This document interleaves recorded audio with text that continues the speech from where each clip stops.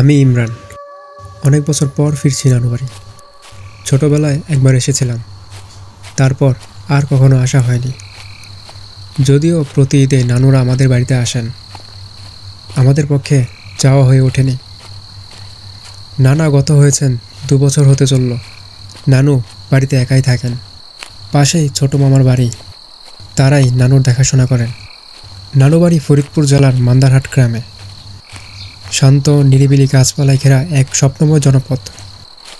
কাকুরে পথ, দুধারে ধান ক্ষেত, মাঝে মাঝে মেঠো পথের পাশ দিয়ে ছুটে চলা নদীর শাখা, পাখির ডাক আর বাতাসে মিশে থাকা মাটির গন্ধ মিলিয়ে এক ভেতরের শান্তির জায়গা এই গ্রাম।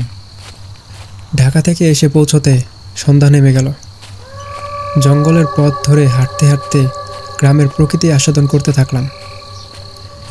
এমন সময় হঠাৎ ঝোপের মধ্যে কি জানি নড়ে উঠল। আমি থমকে দাঁড়ালাম।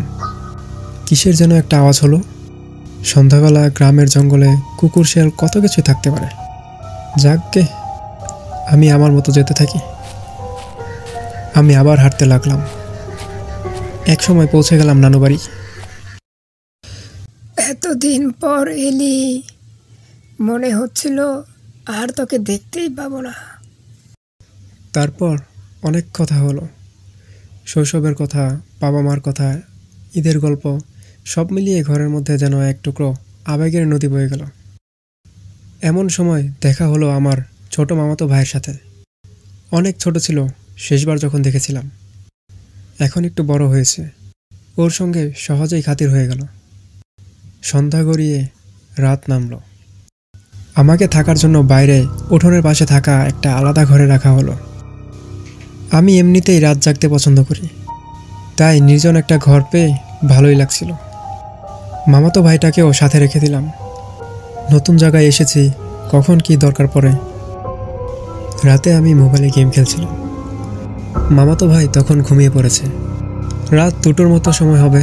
হঠাৎ পেশাবের চাপ পেল। ভাবলাম ভাইটাকে ডাকবো কি না।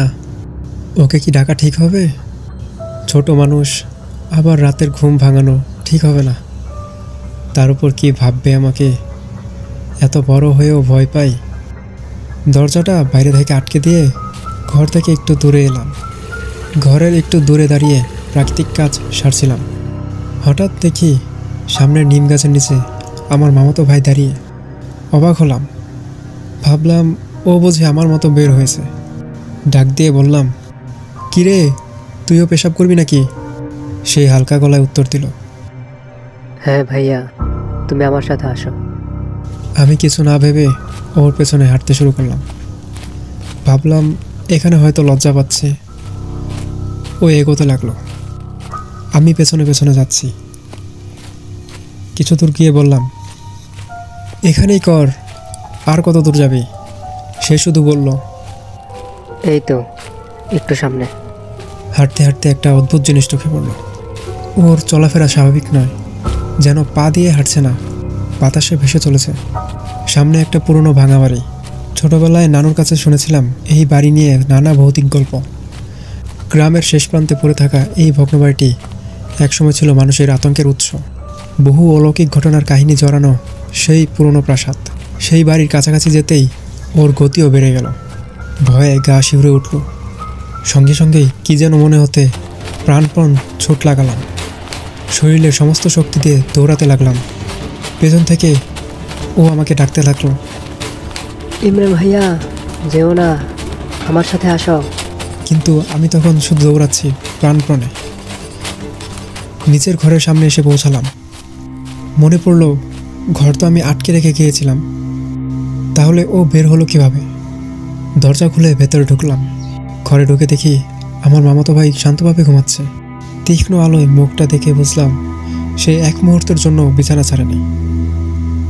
ভয়ে আমার মুখ ফ্যাকাশে হয়ে গেল। আমি শব্দ না করে পাশে গিয়ে শুয়ে পড়লাম। সেই রাতটা আর ঘুম এলো না চোখে। বুক ভরা আতঙ্ক এবং অজানা ভয় নিয়ে পড়ে রইলাম। শেষ রাতে চোখ একটু বুজে এসেছিল। তখন স্বপ্নে দেখলাম নিম গাছের নিচে একটা কালো ছায়া দাঁড়িয়ে আছে। মুখ নেই, চোখ নেই, কেবল একটা অন্ধকার মূর্তি। সে বলল,